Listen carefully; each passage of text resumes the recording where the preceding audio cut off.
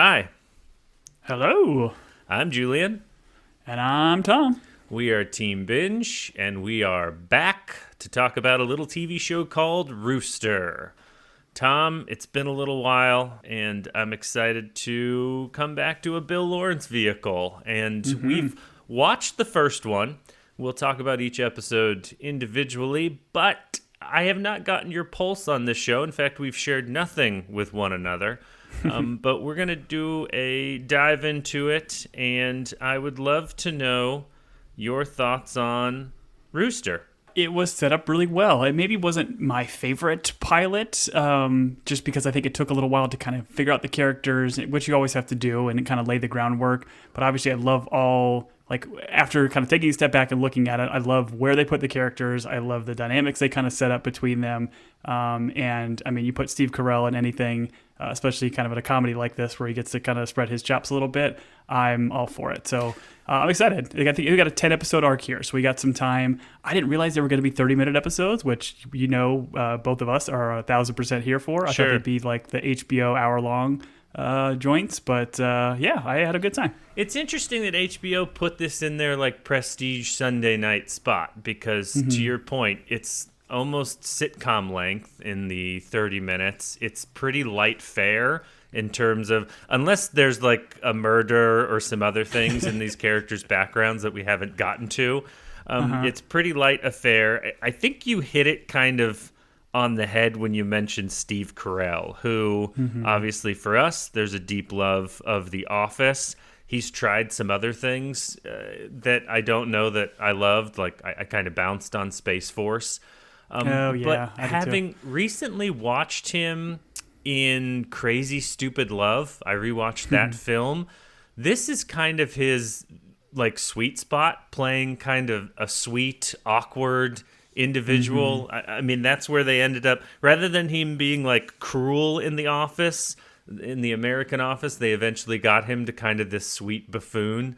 And he's less buffoonish in this, but I love the beats of like the little under the breath comments he gets to make, him trying to be like a sweet person, despite maybe some of the books that he wrote earlier in his career, which I'm interested to dive into and how those like reflect on who he was as a writer. But, Bill Lawrence, who, I mean, for people that don't know, we love Bill Lawrence, obviously from his Scrubs time. As well as Ted Lasso, which is the first show that we potted on and loved the heart of that show, as well as Bad Monkey, which was a good time. Which there's some DNA with this show and Bad Monkey, which I'd like to dive into a little bit more. I don't know if meta is the right term. Obviously, we love their VR systems, but I don't know if like the... Well, who's the author of Bad Monkey, Tom, as the person that reads his books? For sure, Carl Hyacin, who does a lot of these like noir detective type stories in the Florida Keys. I've read a couple. Reads. Yeah, a lot of beach reads, and I think the other co-creator with Bill Lawrence is Matt Tarsis, who was an executive producer on Bad Monkey, and they like said in interviews that this character of Rooster and even Greg, played by Steve Carell here, is very much based off of Carl Hyacin. Yeah, so all of this is in our vein of like shows we've watched previously. I know my love of Scrubs, your lack of love of Scrubs, or maybe it just passed you by. My like of Scrubs. Right, which is interesting enough because they have rebooted Scrubs. And I've watched the first 2 episodes of that show, and they do a great job. Like, Bill Lawrence has a pulse in his shows that like I get on board with. So yeah, he's so hot right now. He's so darn hot right now. So I enjoyed this first episode. I am interested to see where they go and how they sustain 10 episodes. Once again, it's pretty light affair, easily digestible, which I don't know. I'm all for, I guess, in this day and age where things might be a little bit darker in the real world. It's fun to take some time out. So we're going to go through this whole episode. And, main character, as you mentioned, Steve Carell, Greg Russo. He's got a daughter named Katie. And then I'm assuming the staff of the college is who else we're going to run into as we work our way through this. Tom, talk to me about brown fat. How's your favorite way to release the brown fat, which is the name of this episode? It was a very weird name, and I think it's brought up later by John C. McGinley, like going into the sauna and releasing the brown fat. I've never heard of this term before, and maybe that's my own fault. Maybe I have too much brown fat that I haven't released. So I'm excited to get to the sauna rules because I did write all those down because, there was something on the screen that had a bunch of writing, so I paused and wrote it down. So we'll get through all the rules and figure out how to release our fat properly. All right, a quick Google of brown fat shows an article from the Cleveland Clinic about it. So it's not a completely made-up thing, Tom. But as someone who is storing every color of fat, I'm not real concerned with just my brown fat. I'm concerned with all of the fat and how I get more of it, essentially. But let's talk through. Okay, so the setting of this is, and I like this introduction. He's like a visiting author to this Ludlow College, which seems to be a cold climate, small, like liberal arts college. That's how I gathered it. Agreed. John C. McGinley, who is Dr. Cox of Scrubs fame, shows up, and I wonder if this was the actors. He's like, listen, I want to be introduced with my shirt off, and I want to be without my shirt as much as possible. This is something in Scrubs. They really emphasized how in shape he was. And I don't know how old he is in this, but he looks great. I'm sure the students of Ludlow College love President Walt Mann walking around after his sauna time. It is a fantastic intro to a character. And at first I'm like, oh, he's just an avid swimmer. Because like as he's walking by, he's like smoking from... Yes. But no, we find out later it's not. It's something entirely different, which is fantastic. And apparently, we'll get to it, but I guess... Bill Lawrence wrote like this concept of this hothouse and sauna and everything because John C. McGinley does this in real life. Oh, well, so this is funny as I recently read an article about Scrubs and JD and Turk, the main two characters, became friends. Like they met on the show and they're obviously best friends like in the show as characters. And then they would go out, and the shenanigans that they would come back and tell Bill Lawrence about in real life would then get written into the show. And so I love that he does that. I'm very interested whether or not Finger or Toe the game was something they played in real life and made it into the show, because it's a game that I offer to my children, which they refuse. Tom, are you familiar with the game Finger or Toe? I feel like you brought this up to torture your children to me before. But I don't know. I can't remember what it is. It's a great game. You have the person shut their eyes, and then you either run a finger or a toe under their nose, and they have to guess whether or not it's a finger or a toe. And it's just absolutely terrible. And when your kids get to be the age mine are, they absolutely hate you when you suggest it. They've never played, by the way. But everything I do, there's no real winners. Oh, there's definitely a winner. If you get a toe, you're a winner. Obviously, that's the one you want. You are feet, man. That's great. All right, we're introduced to Professor Dylan Shepard. This is played by Danielle Deadweiler. I loved her in this episode. I don't know her from other things as an actress, but I thought she was great. The end of this episode went in a direction I wasn't expecting, but I felt like, I don't know, this was just like two humans meeting and like sharing their life, and I thought this was just a good introduction to this professor. I love the idea that she invites him to speak at her class and she's not read any of his work, and then equally he has not read any of her work, but they've both been nice enough to be like, oh, I love your work, which our man, President Walt Mann, immediately shuts down. But I really enjoyed the thought this character. process. Is the thought? I mean, Walt seems to have like a man crush on Greg here. It's like, is the thought that he was the one that wanted him to kind of come to the college? Well, because otherwise, why are you having this dude in your hothouse? Well, they make a comment that he has reached out to him before.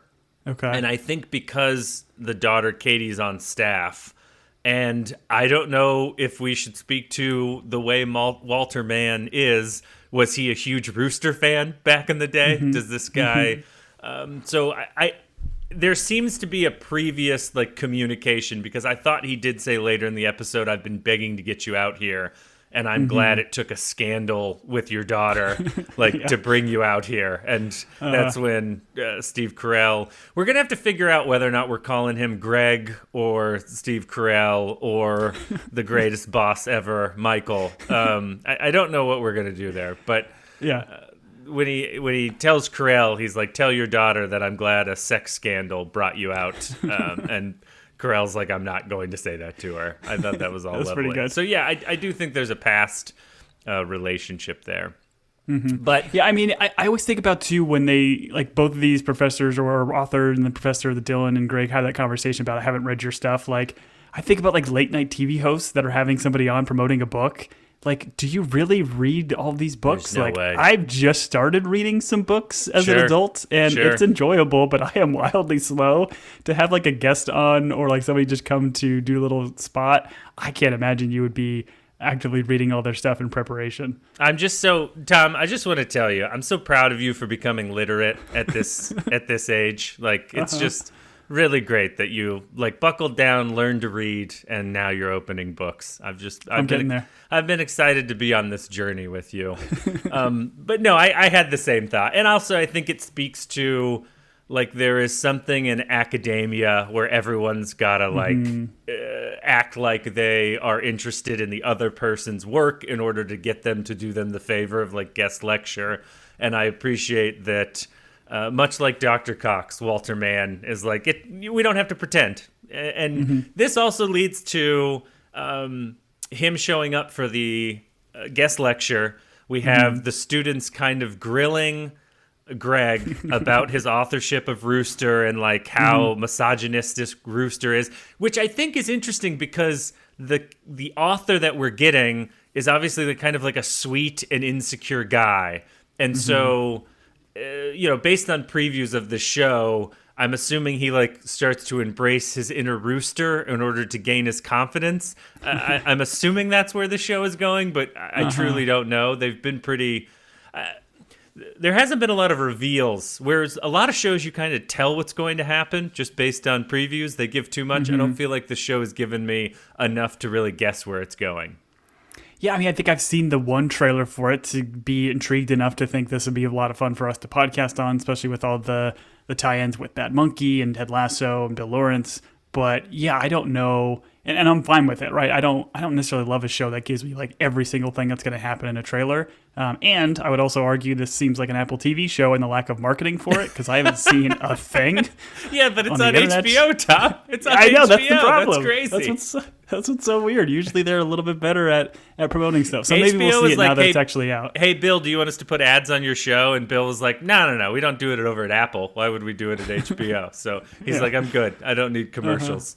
But I appreciate it. I'm not sure what the show is trying to tell us because we get kind of conflicting. We get this student that is like, hey, like, your character is disrespectful to women. We have the author that's like, I don't see it that way. And then you have the later conversation with President Walter Mann, who's like, I love it that you like went back at those kids. None of these kids are taught like shame or that they, do anything wrong.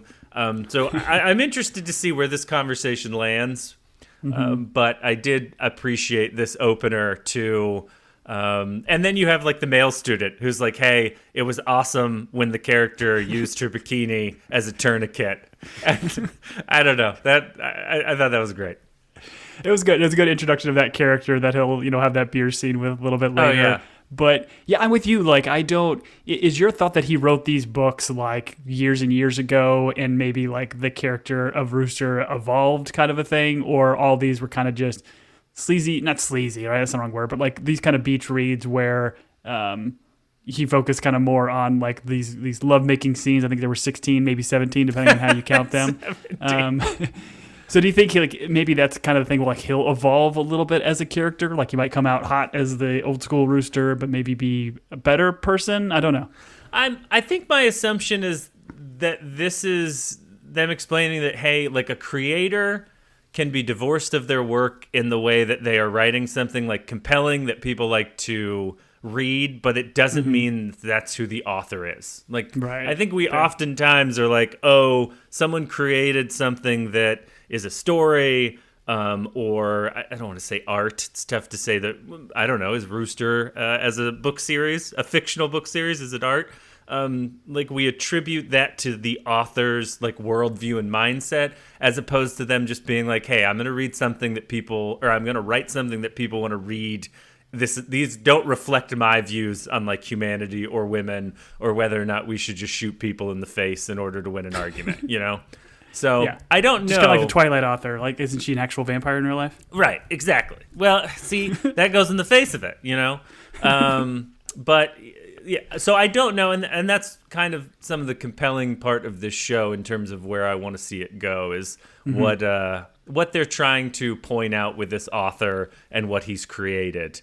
I think it's going to be rad if at the end of this, Steve Carell's wearing a Hawaiian shirt, shooting people in the face, and just like, you know, shallow relationships with a bunch of women on campus. I think that would be awesome, Tom. You know, make him a James Bond type. Sure. Yeah, exactly.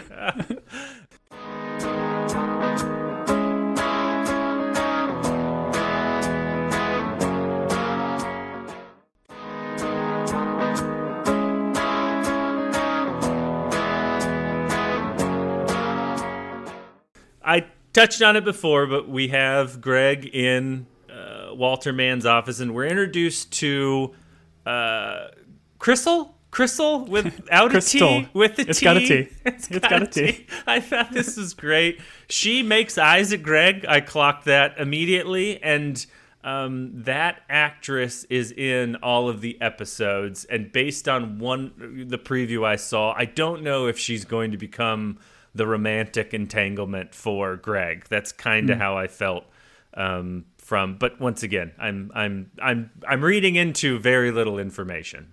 Mm-hmm. Yeah, for sure. But I love, this is where this president from this fictional college says, and I quote, although maybe this is from our real president, I don't know, it seems like they might have similar opinions. He says, no one makes kids feel bad these days. And then he's like pointing to Greg. He's like, you and I became the bad guys out of nowhere. I'm assuming meaning like older white guys in power. I don't know. Yeah. And I love that Greg's like, wait, what? Like he's agreeable because socially he's awkward. But then once he like listens to what the point Walt just made in his head, he's like, wait, are we? We are the bad guys? I don't know. I thought that was just great by Carrell. Yeah, he's got a lot of these like under his breath comments where he's like really commenting to nobody outside of himself. Like inner monologue is just speaking out loud, which is great for the audience. It's fun. Right. And I think it is, I mean, we are at a disadvantage, Tom. I watch these and I try and like jot down some notes. This is a show that you have to watch with subtitles. And if you blink, you miss it. Like there's a couple of jokes in there that I literally rewound to re-listen to.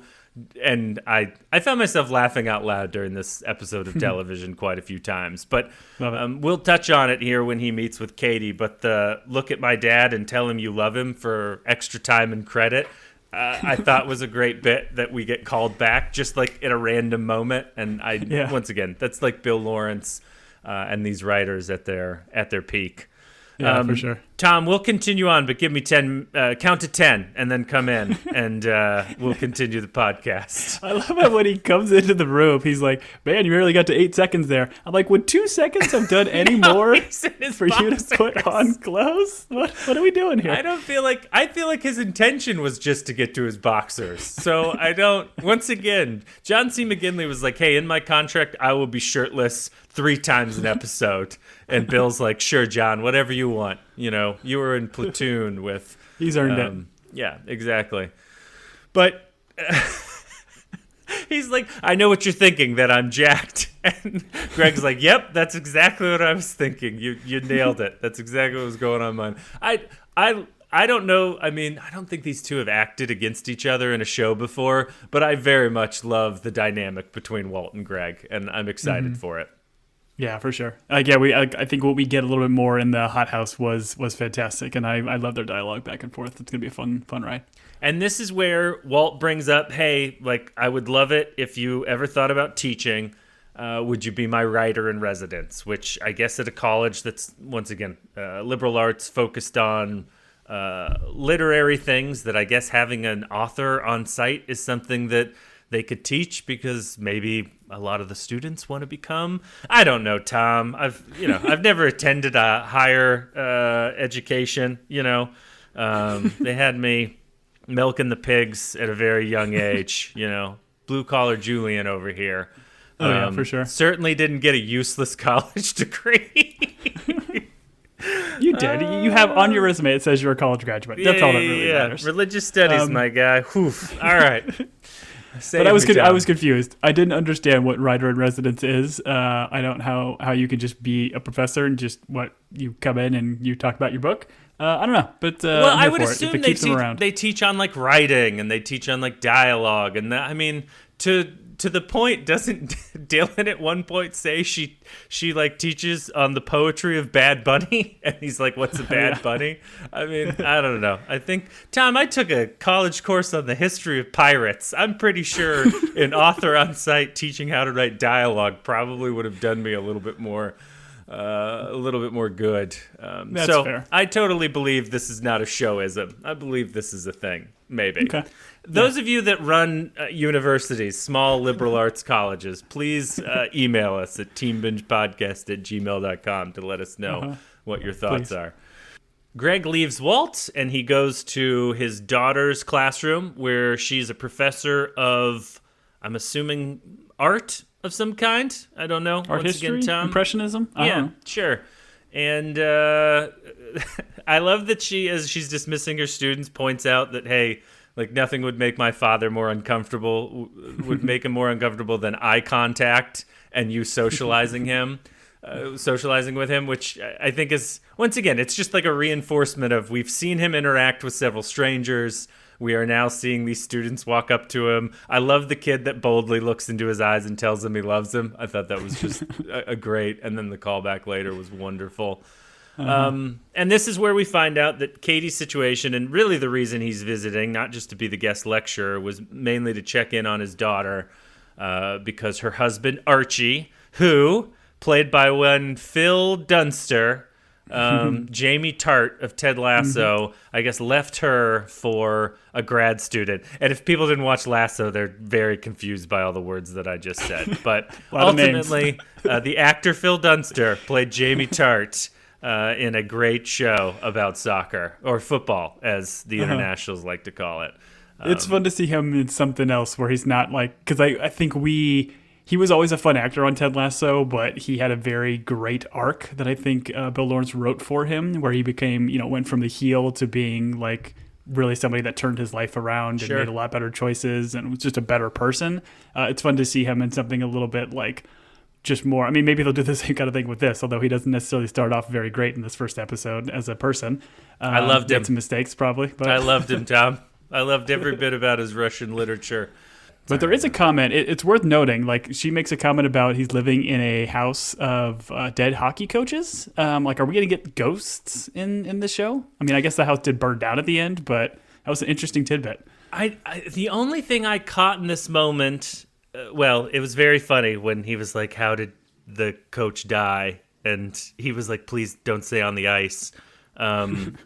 The only thing I could think about was Steve Carrell plays hockey in real life, and so I wondered if, as he's drawn into college life, like, are we establishing that they have a hockey coach vacancy, and that our guy Greg is going to get involved in that? That's all I could think about.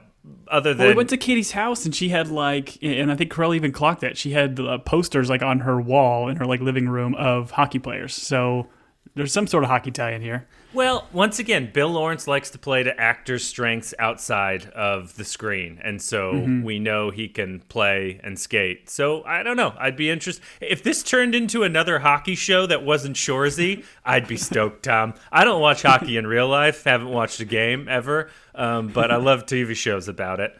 I haven't started Heated Rivalry yet, but my church group and I are getting together to watch it Thursday night, so that's exciting.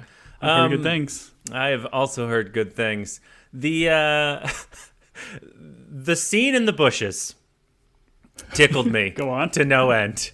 when they dive into the bushes and they're watching Archie, her soon-to-be ex, kissing the grad student. And she's being like, they never kiss. And then they do start to kiss. And him being like, just look at me while I'm talking. This leading to him looking at the same-sex couple through the bush and then being like, what's your deal, bro? I love this. I thought this was just, I don't know. I was laughing. It was great. It is all good. And seeing a socially awkward Steve Carrell do his thing is the best. And then, I mean, the ending is just the icing on the cake where he just sprints away. I mean, he plays awkward so well, where he's like, I wasn't staring at you, I was staring at that other couple kissing, and it's like, that's not better. Another straight couple kissing. It's like, oh, wait, that didn't mean anything. Don't read into that. Oh, I enjoyed it. I enjoyed it immensely. I enjoyed it. This all leads to him going to the convenience store to buy one Tommy Newton, the Tourniquet Bikini Kid beer, which, once again, I felt like this was to introduce us to Tommy, who I feel like is going to be an influence as like a student, being like, hey, man, relax. And then also the cop. And the cop plays, in a parallel to Scrubs, the janitor, essentially like the guy that doesn't like the main character and will do everything in his power to make him feel like awkward or that he's doing something wrong. And so I very much, I don't know... I feel like I should know the actor that plays that cop, but I didn't. But I loved when the cop was like, he gets everything cleared up. Tommy finally comes clean right at the end, which Greg points out. He's like, thanks for being truthful at the very end. And then the cop confiscating the beers is just great. I love it. Yeah. The same kind of thing. I feel like I've seen this guy from something before, and I wasn't sure if this was just a one and done scene. But when we see him again at the very end, of them not getting their story straight, we're likely going to get more of him. I'm here for it. He's great. Tom, when's the last time you climbed a tree in order to peek into someone's window? Oh, it's been, let's see, 5 or 6 years, I think. Let me change the question, Tom. When's the last time you peeked into someone's window that you weren't supposed to? Okay, let me readdress. House. When's the last time you right just now. climbed a tree innocently, Tom, not to invade in someone's privacy? Oh, definitely when I was a child. Yeah.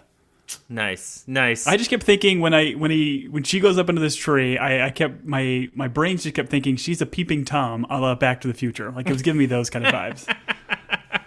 The whole time I was just like, hey, this would never happen in real life, but I love it. Love and heartbreak leads us to do desperate things. But I appreciated her, like, when she's finally caught being like, the dog only will poop in this yard, which I thought was just a great moment. Because, anyways.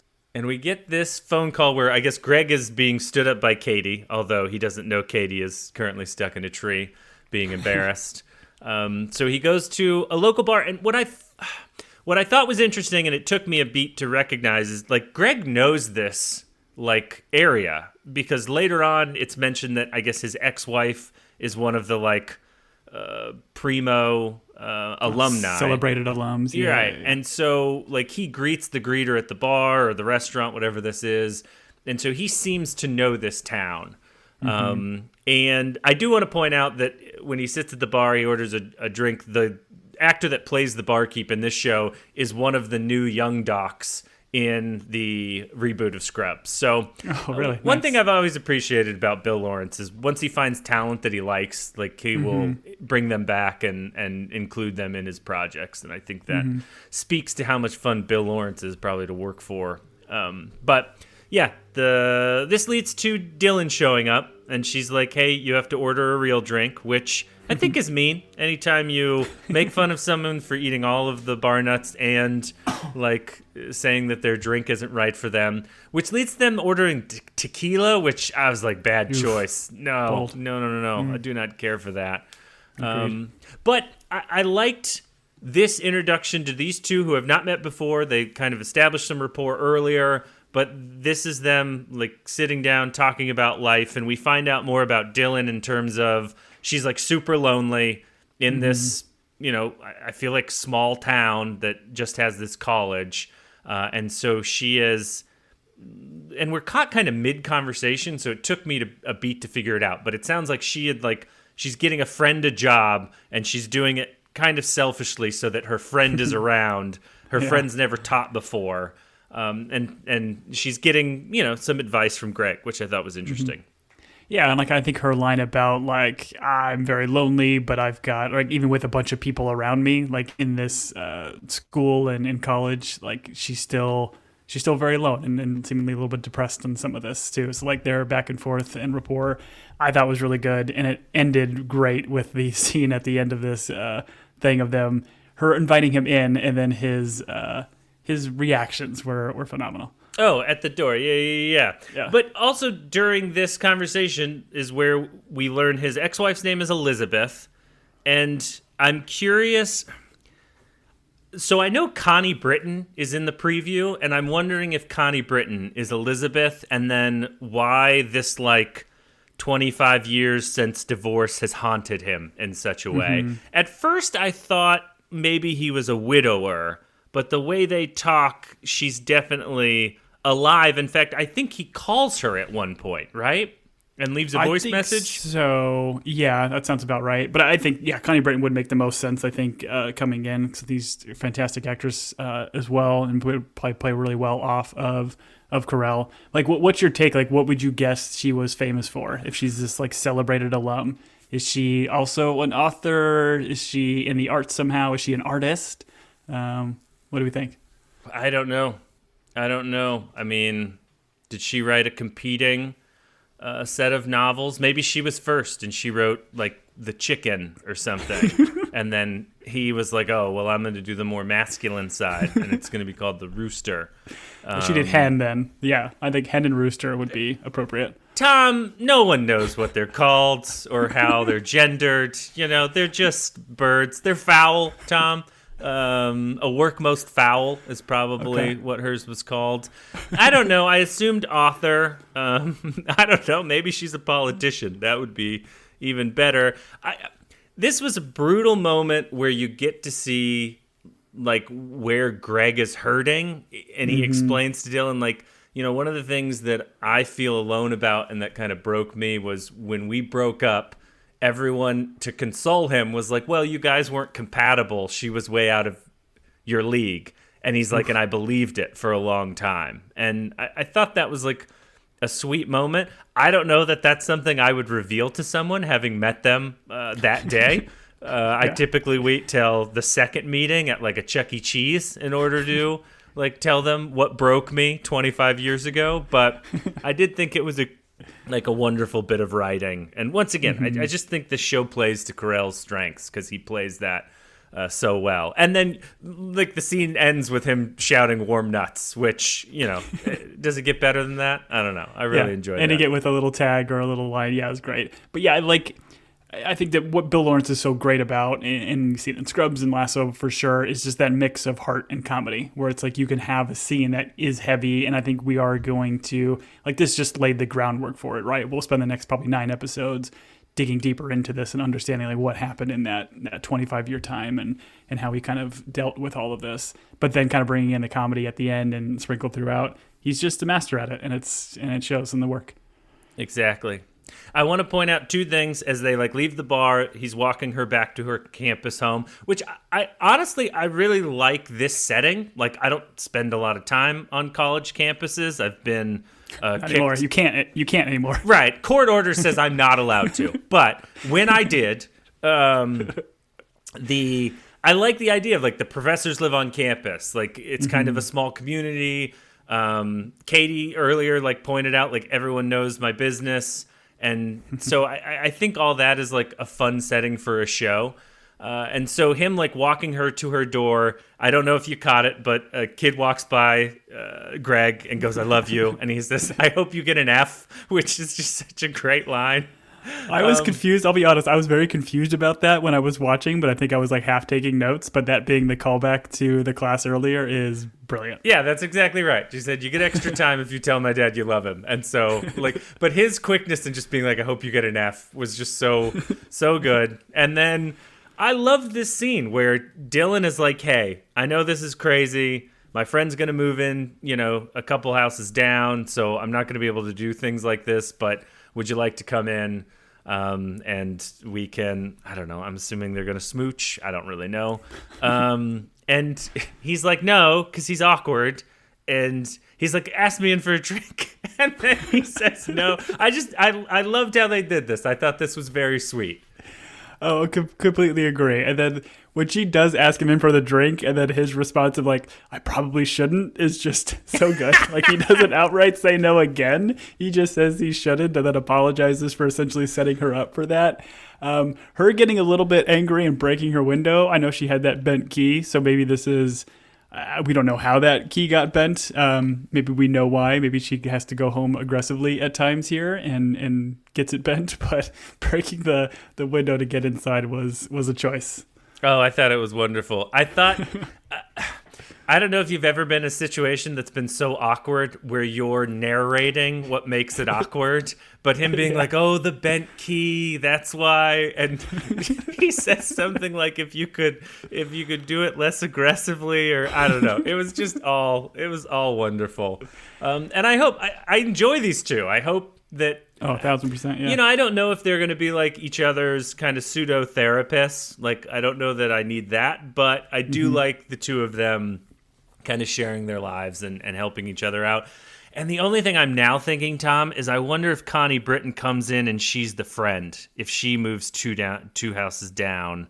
And that's possible. And that's what we're also introduced into. I don't know, Tom. I've got Connie Britton on the brain, you know? I'm always thinking about Who doesn't? Tammy Taylor, you know, Coach Taylor's wife from Friday Night Lights. One of the best representations of a normal marriage ever done on TV. Did you watch Friday Night Lights, Tom? I did not. Oh, I did not. man. I watched the movie. I got everything Why I are needed. we friends again? I need to go back into my dream diary and figure out why you and I ever became friends.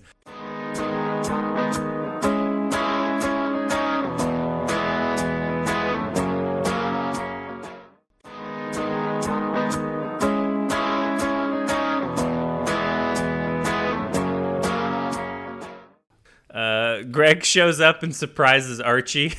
I felt very uncomfortable with this. Archie we find out his girlfriend's name is Sunny. He's like teaching her how to ride a bike. He's like pedal hard, honey. I was like, I don't know if that was just trying to like infantilize her. I'm sure that's not a word, but I don't know. That was a really weird scene. He was like treating her like goofy. a child. Well, and even like Katie kind of like made mention like, oh, she's not that pretty. She's like average. Like they're just trying to like throw her under the bus or not give her much of agency here. Right. Like, is it playing on the age gap? I don't know. But I do kind of hope they, like, obviously with Sunny now being pregnant, like give her some more agency and let us understand her dynamics a bit more. I hope the finale of this show is her winning a bike race. That's what I hope, Tom. Although Bill Lawrence hits people on bikes with buses, as you said, throw her under the bus. So it's true. That was definitely a lasso thing. Spoilers, someone gets hit by a bus and lasso. Also, someone's murdered by a soccer ball. Boom, I've ruined the show for you. None of those things are true, probably. This Russian debate with Archie and Greg. Oh, man, I can't even imagine this. Like, I can't imagine being a dad going into the situation not wanting to beat this smug British guy in the face. But I don't know. We find out kind of who Greg is. And I love him going in here like to defend his daughter. I love him doing the prep work of having a bunch of Chekhov references, which the only Chekhov reference I have is Chekhov's gun, which is that like writing whatever theory. And and Archie being like, well, you mean Tolstoy? And he's just like, golly, now none of my metaphors work. I enjoyed this whole back and forth. It was really good. I was almost confused at first. I'm like, are they playing Phil Dunster as a Russian? Was he supposed to be a Russian like teacher, and that was his accent, but he hadn't spoken enough? And like, oh, okay, no, he's still English. He likes Russian literature. And then of course, when he mentions this prized possession of this first edition of War and Peace, like, okay, that's going to come into play. I didn't expect it to come in play immediately at the end of this episode. I figured that would be kind of a slower draw. But Tolstoy's first edition of War and Peace is the Chekhov gun of this episode, Tom. They show it to us, and then they burn it. I just, once again, I guess it's just Carrell. Like, you put him with, like, a good cast, and him and Phil Dunster are great. Him and Katie are great. I enjoyed this show. I was pleasantly, not surprised, but I just enjoyed it. So... we get a little back and forth too, because like we ultimately find out here that Archie does want her back, right? Like there's still love there, and he kind of calls out these mistakes and everything that he admitted. So that, I mean, essentially that's kind of leading to our next couple scenes. But the point where Archie starts to talk about Sonny and he cuts her off and says, I'm cool not knowing anything about Sonny. I just, once again, it was a very cutting line. Him being like, oh, you've got a friend named Kevin. I bet you. What's his last name? Yeah, it's his last name. He's like, and you don't have a friend named Kevin. I loved all of this. But yeah, I'm glad. No, I'm not glad the show, like, I didn't want a reconciliation between Katie and Archie. I know that I'm pro marriage and that we should all get married and then die in our graves next to each other, like the good book says. But I don't like. I don't know. I did not care for Archie and what he was doing to Katie. So ultimately, I'm okay with how this all landed. But let's talk Katie and Greg. She's mad at him. She's mad at her father for talking to Archie. Although I think secretly she's happy that he defended her, I guess. And that's kind of what Dylan mentioned that. Yeah, right? Yeah, in the previous scene. Like, yeah, she'll tell you she's mad, but, deep down she's like, okay, that's cool. And what I thought was a really interesting parallel is he's like, listen, I haven't really talked to you about like why your mom and I ended our marriage 25 years ago.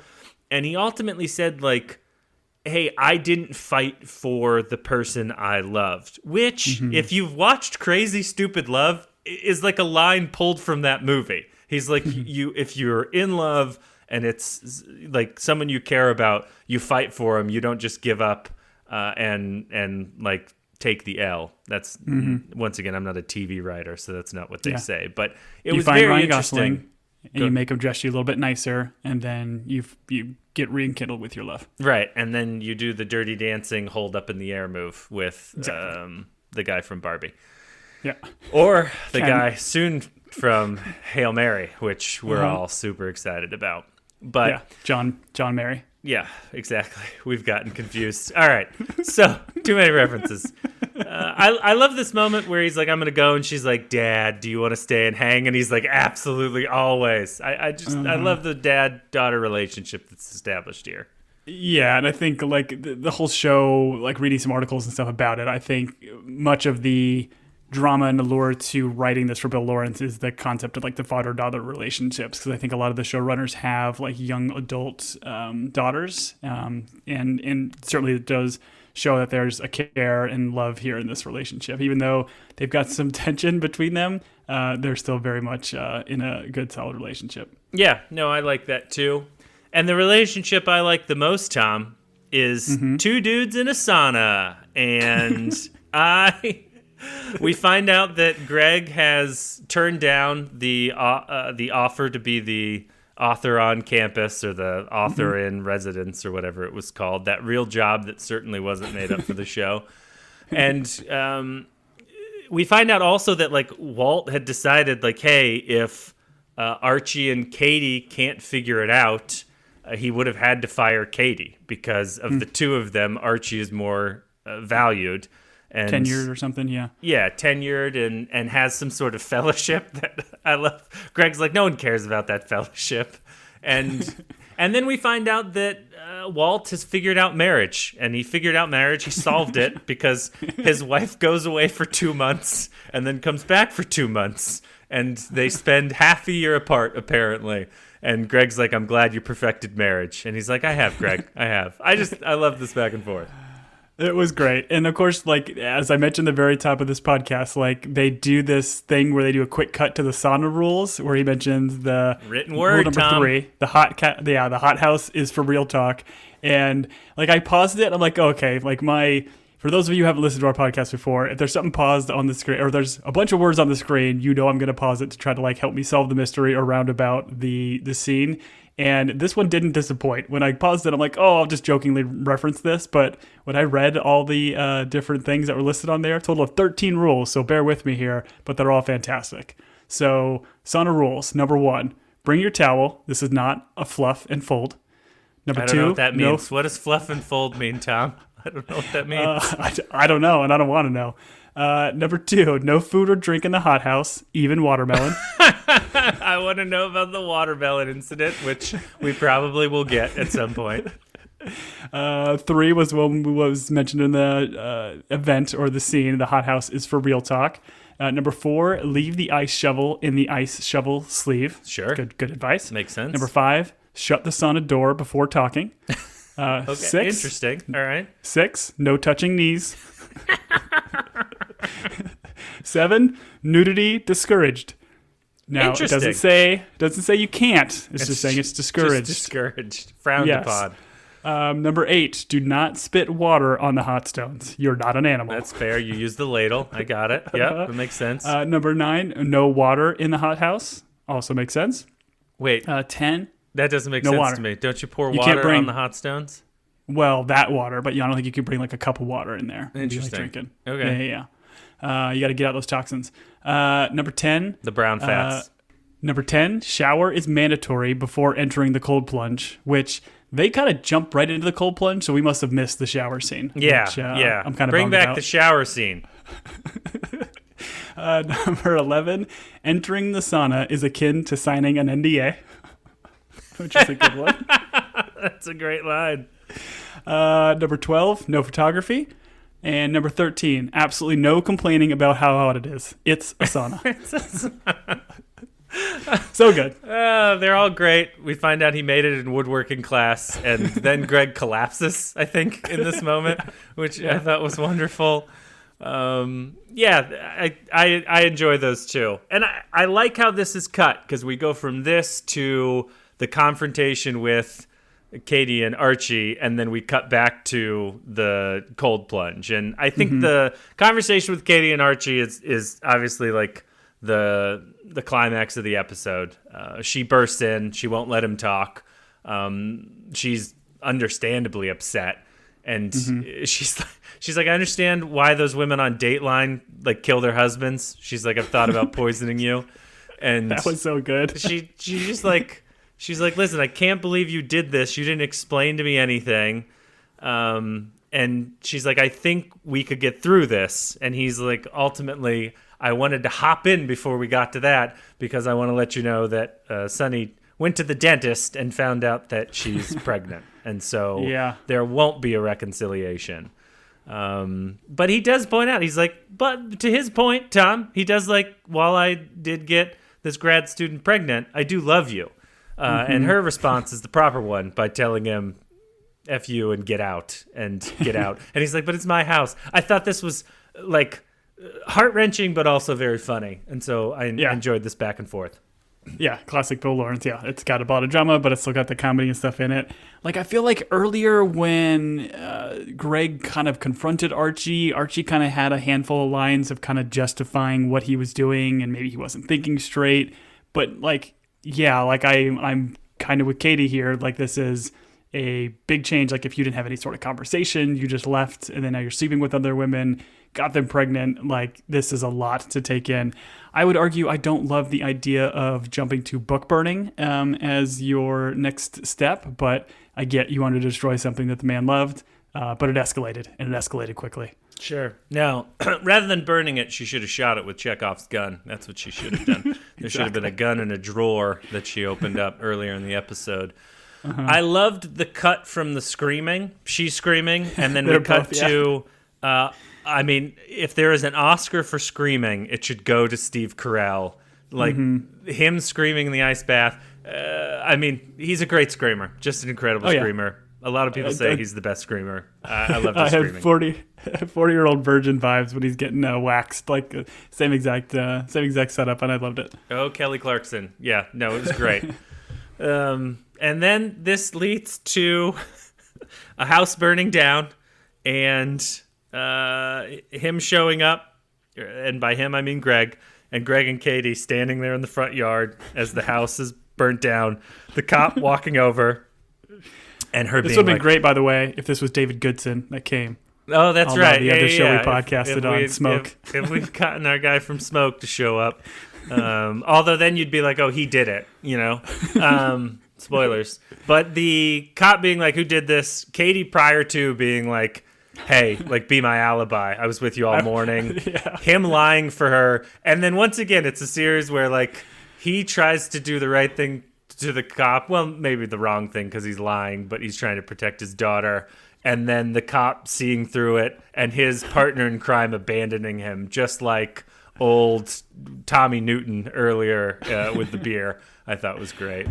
It was so good. She's like, yeah, tell him he's been with you all morning. Yep, I've been with her all morning. No, he hasn't. And then the cop's reaction of like, oh, okay, well, that's immediately conflicting stories. Let me go get my pen. Right. And then he's like, he has to ask who has my pen or has anybody seen my pen is also a very funny way to end the scene because you figured, I don't know, maybe he let somebody borrow it. One of the firefighters needed a pen. I don't know. Yeah, they needed to mark their height measurement on a door jamb that's now been exposed. I don't know. I enjoyed this episode, Tom. I'm excited for like a week to week. Yeah, I could do 45 minutes of this show. They don't all have to be 33, but it's got the heart that we like. I'm interested to see. I'm invested in these characters. Like, I'm interested to see where they go and what the like arch is. And I just think like Carrell does a fabulous job in this kind of awkward and like putting him in a situation where he has to deal with students, his daughter, maybe a romantic interest, and like the heartbreak of, I guess, a divorce 25 years ago, I think. And one of the things I want to mention is there's like an important part where he's like, my heart got broke 25 years ago, and like I still dwell on it. It still hurts. And so he does not want that for his daughter. You could argue like whether or not his advice to Katie is right or whether or not he's just like basing it on his own hurt that he hasn't gotten over, whether or not it was the best advice to be like, hey, go reconcile. I think that's a difficult thing, when adultery happens, to be like, hey, go reconcile. I don't know that that's, well, I mean, I know that's not the advice I would give. I would go burn that person's book or at least shoot it with Chekhov's gun. But I don't know. I'm interested by the complexity of what they've set up in this first episode. Yeah, and I felt like, I know I said at the top of the podcast, I don't know if it was my favorite pilot, but I feel like the more we talked about it, I do think they did a really good job of setting it up and, again, doing the drama and the comedy in it. Maybe it was just the fact that, doing a new show and having to watch these things and pod on it, you got to kind of take notes as we kind of did it through. I feel like if I wasn't taking notes and could just kind of soak it all in, it maybe would have been a little bit more impactful. But yeah, I'm with you, man. I think they did a great job of setting up the stakes, setting up some haunted pasts that I'm sure we'll explore from these characters. And I think a 9 or 10 episode arc is going to be great for it. And I like the length. I think another Bill Lawrence show that I think maybe follows this kind of formula-ish is Shrinking, which I know I've asked you to watch a bunch of times because it's probably one of my favorite Bill Lawrence shows outside of Ted Lasso. I won't go to therapy, and I won't watch a show on therapy, Tom. That's my stance. Fair. But those are around this time frame, like 35 minutes, but some of them are a little bit longer and 45, 50. So it just kind of depends. So I'm sure we'll kind of get kind of the gambit here between 30 to 45, which I think is, we would both agree, right in our wheelhouse. Oh, so in our wheelhouse. The only thing I would mention that this pilot episode was missing, Tom, is no CGI animals. I wanted more CGI animals. I love CGI animals in a opening pilot. Just the best. That's true. Maybe some buffalo. Maybe there was running. There was through. Maybe like a bird in the background that was a CGI. Not real. It was just that good. They couldn't get their own bird actors. All right. For those of you that this is your first introduction to us, I'm sorry, but this is what we do. You can reach us with comments and concerns at teambingepodcast@gmail.com. If you've enjoyed us, please rate and review us. Spotify, Apple, all that stuff helps us out. Tom runs the socials because, as I mentioned, there's a court order that I am not allowed on those different apps and programs. So, Tom, you can talk through that. Yeah, follow us on socials at Team Binge or at Team Binge Podcast on Blue Sky, on Twitter, on Instagram, on Threads. Let us know what you think of the show. I mean, again, we know there's a trailer for it that's obviously going to go through some of the beats of the show and where we're going to go. But yeah, let us know what you thought of this pilot. And if you are enjoying our shenanigans here, definitely go check out our back catalog. We mentioned a bunch of other shows that we've kind of covered, handful on HBO, and like The Last of Us, and then a bunch on Apple. So great times to be had. I'm looking forward to the season. All right, Rooster, for Team Binge, I have been Julian. Cock-a-doodle-doo. I've been Tom. I love that. I hope that lasts.